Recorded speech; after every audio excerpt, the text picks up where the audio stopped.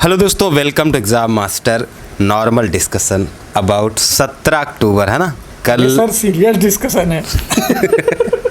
नहीं, ज़्यादा सीरियस कर देंगे तो कल जो है प्रॉब्लम हो जाएगी। देखिए, ये जो भी मुद्दा है आज के इस वीडियो का, ये आपके भीतर थोड़ा सा हम आत्मविश्वास भरने की कोशिश करेंगे। जो लोग डरे हुए हैं कि कल एग्ज़ाम है, आपने बहुत कुछ पढ़ लिया है।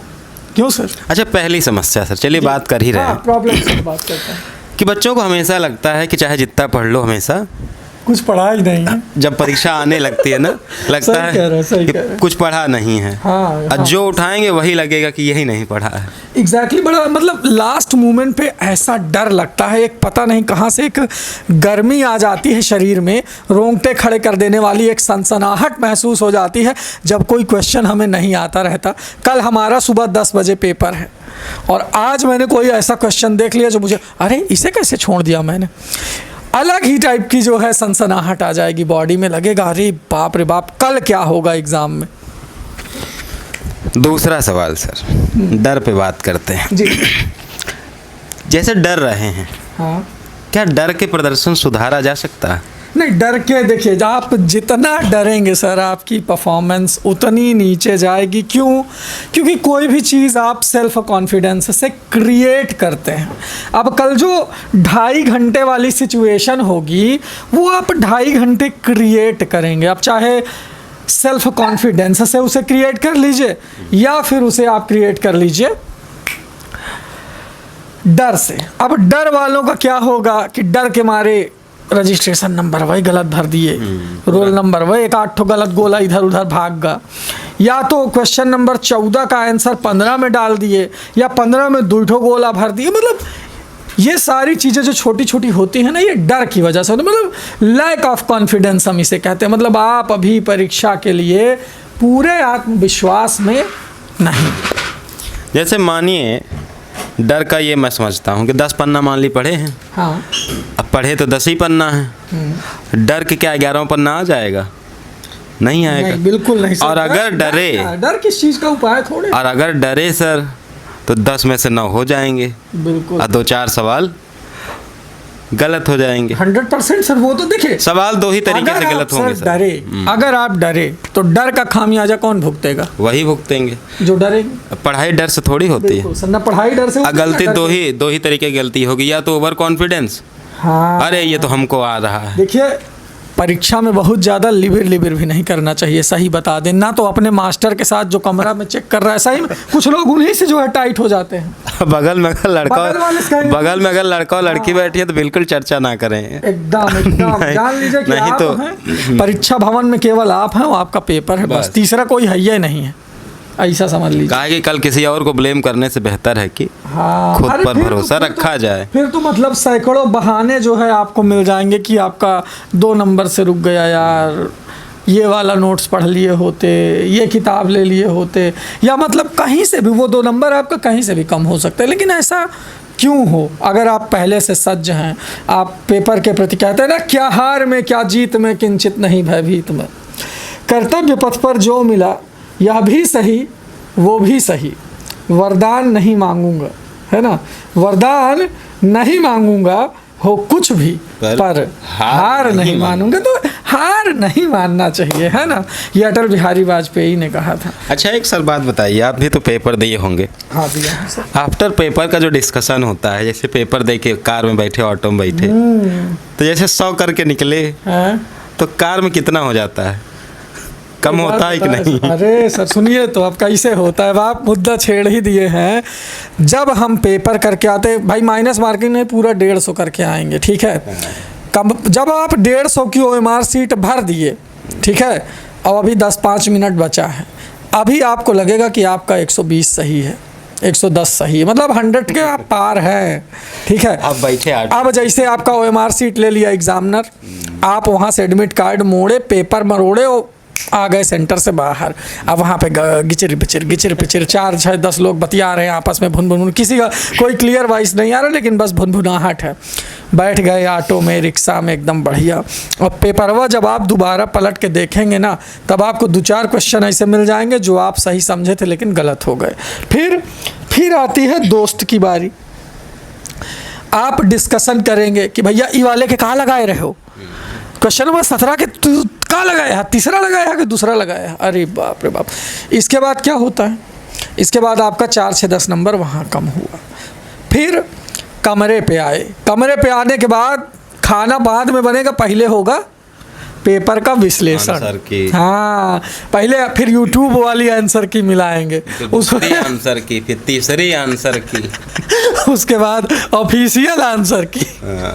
ऑफिशियल आंसर की आते आते क्या हाल होता है, जैसे 100 से 95, हाँ। यूट्यूब से 90, आंसर की आते आते 85 बचा। उसके बाद ऑब्जेक्शन नहीं, ये जैसे 100 से 85 हो रहा है तो इसमें कम से कम 5-7 सवाल ऐसे होते हैं जिनको सही किया जा सकता था। हाँ, बिल्कुल। आप परीक्षा हॉल में अपनी चेतना, जिसे कहते हैं ना, कॉन्शियसनेस, ये और ये डिपेंड करता है हर एक स्टूडेंट पर। हाँ, कि बिल्कुल। जो जितना एक्टिव रह जाएगा उतना ही बिल्कुल सर, मैं बढ़िया। हमेशा कहता हूँ कि जो एनर्जी पहले क्वेश्चन में होनी चाहिए, मतलब जब आप पहला क्वेश्चन सॉल्व कर रहे हो, वही एनर्जी आपकी लास्ट क्वेश्चन, लास्ट में आते हैं। अच्छा, एक और चर्चा करते हैं सर, क्रम को लेकर।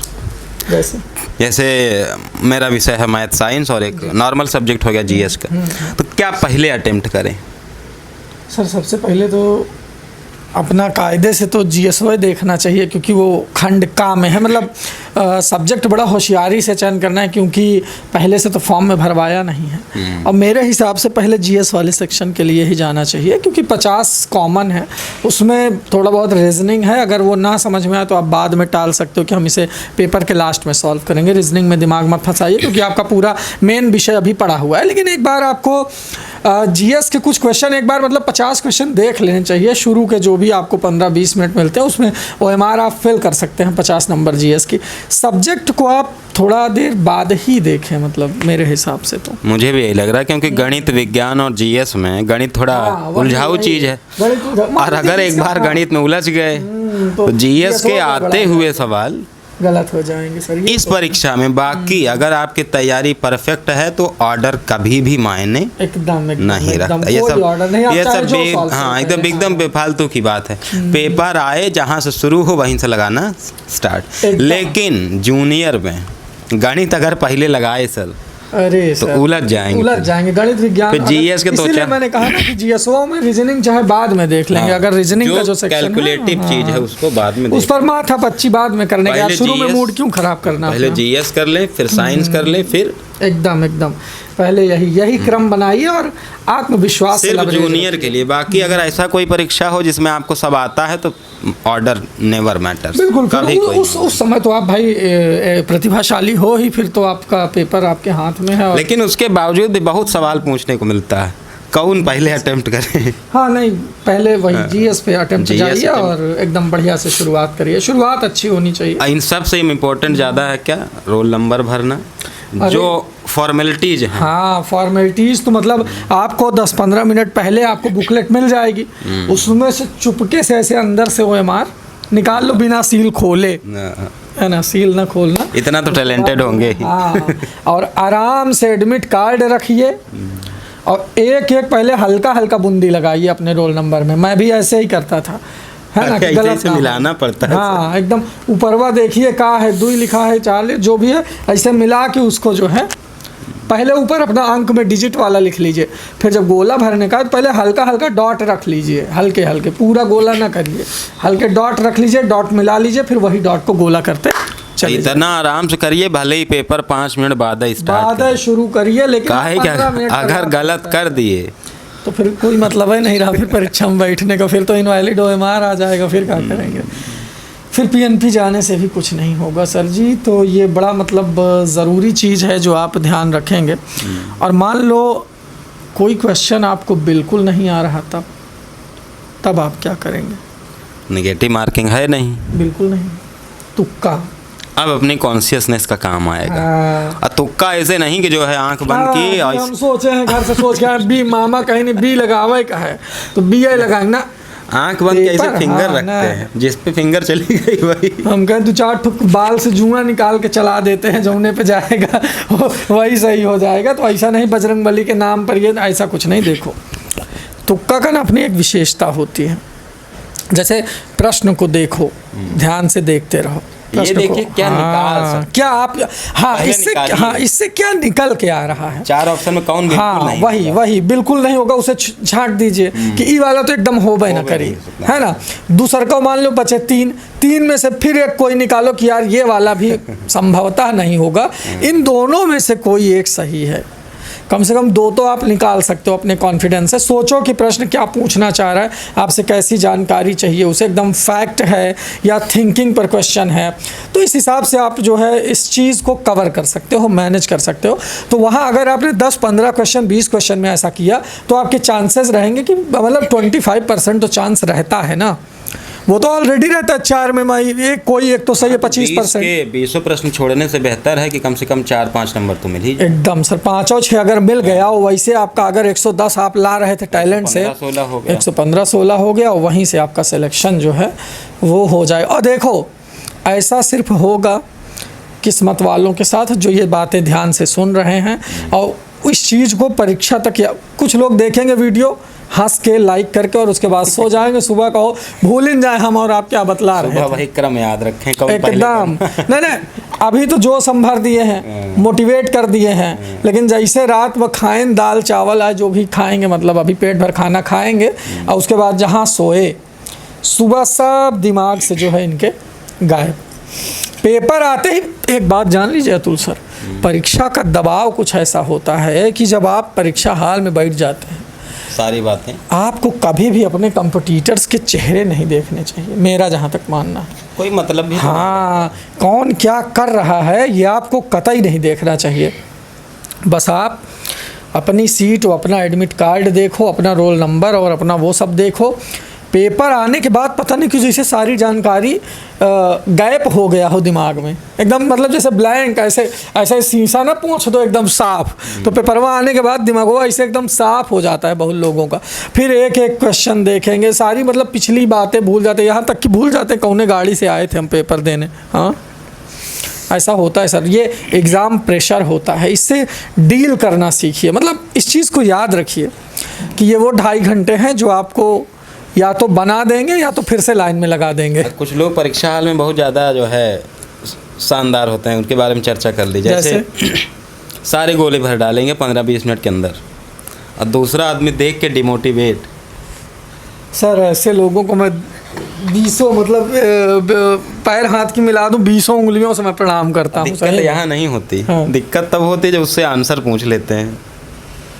हाँ, ऐसा कई बार होता है सर कि अगर कोई व्यक्ति आपके बगल में पेपर दे रहा है, वो आपसे सीनियर है या उसका चेहरा ऐसा है कि या वो चश्मा लगाया है, नज़र वाला, लगेगा बहुत ब्रिलियंट आदमी, पूछ लिया जाए, इससे पूछ लें कि यार क्वेश्चन नंबर आता रहेगा, लेकिन जो है फिर भी एक बार कंफर्म करेंगे उससे पूछ के गलत हो गया तो फिर बाद में घर जाने के बाद उसको कुल मिला के बात यही है कि जो आप हैं, हाँ, वही आप दे के आएंगे। बिल्कुल, जो पढ़ा है, अपनी जानकारी जो पढ़ा है, जो आप हैं, जो आप रियल हैं, वही परीक्षा देकर आएंगे और वही परिणाम भी आएगा। एकदम सर, जो आप अपनी जानकारी पे परफेक्ट रहिए, बड़ा बिंदास पेपर होगा, ये जान लीजिए। मुझे पता है अगर ये सारी बातें आपने फॉलो कर ली तो फिर कुछ बचेगा नहीं, पेपर आपका बढ़िया जो है निकलेगा। और हंसी मजाक की बात अच्छी जगह, मूड आप लोग फ्रेश कर लीजिए, क्योंकि पेपर में मूड का फ्रेश रहना बहुत ज़रूरी है। मतलब ये चीज़ आपको या तो बना देगी या तो आपको फिर से लाइन में लगा देगी। क्यों सर? बिल्कुल सर।